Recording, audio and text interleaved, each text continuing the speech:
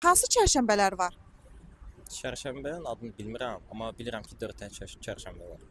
Su çərşənbəsi və Alov çərşənbəsini bizdə daha çox, yəni nəzərə alırlar. Biz Gürcüstan vətəndaşı olduğumuza görə Gürcüstanı daha çox qeyd edirlər bu hər çərşənbə. Ona görə ardıcılığı yadda saxlamağa ehtiyacı duymuram. Su çərşənbəsində yəni buzları əriyir.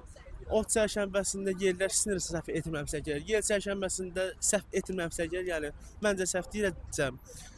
Yəni küləklər falan şey olur, havalar falan dəyişir. Torpaqda isə yəni torpaqlar düzərirdən becər. Yəni belə. Bəli, qeyd edirəm. Əsasən də torpaq çərşənbəsi, son çərşənbəyi. Çərşənbələrin adlarının mənasını bilirsiniz? Bəli, bilirəm. Elementlərin bildirir. Yəni yel çərşənbəsi, su çərşənbəsi, ot çərşənbəsi, torpaq çərşənbəsi. Bərəkət, bolluq mənasını da deyə bilərik. Baharın gəlişi ilə əlaqədar.